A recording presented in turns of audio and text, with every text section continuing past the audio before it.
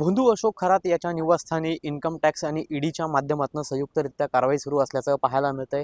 नाशिकच्या कर्मयोगी नगर परिसरात असलेल्या तृप्तबाला या अशोक खरात याच्या निवासस्थानी आता मुंबईतून दाखल झालेलं इन्कम टॅक्स आणि ईडीचं पथक जे आहे त्यांच्याकडनं जवळपास मागच्या अर्धा ते पाऊण तासापासनं चौकशी जी आहे, तपास जो आहे तो आतमध्ये सुरू आहे। आणि आपण जर या ठिकाणी बघितलं तर ह्या दोन वाहनांमधून आलेलं हे पथक आहे। आपल्याला या ठिकाणी ही एक वाहन पाहायला मिळतंय आणि त्याचबरोबर आणखी एक वाहन जे आहे ते या बाजूला पाहायला मिळते। या दोन वाहनांमधून हे इन्कम टॅक्स आणि ईडीचं पथक जे आहे ते नाशिकमध्ये आता दाखल झालेलं आहे। दरम्यान भोंदू अशोक खरात संदर्भातील जे काही आर्थिक गैरव्यवहार असतील, त्याचबरोबर बेनामी संपत्ती असेल, मालमत्ता असेल, त्याचबरोबर जी काही भोंदू अशोक खरात याने आपल्या भक्तांना लुबाडून जी काही मौजमजा केलेली होती, या संदर्भातला सर्व जो तपास आहे तो आता यास आपल्याला या ईडी आणि इन्कम टॅक्सच्या संयुक्तरित्या कारवाईमध्ये पाहायला मिळतोय। दरम्यान आता या कारवाई दरम्यान काय काय समोर येतं हे देखील पाहणं आता तितकंच महत्त्वाचं असणार आहे।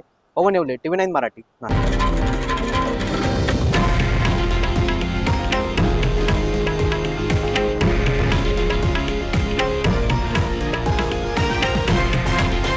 हे आहे देशातील नंबर 1 न्यूज नेटवर्क आणि आपण पाहत आहात TV9 मराठी, एकमेव।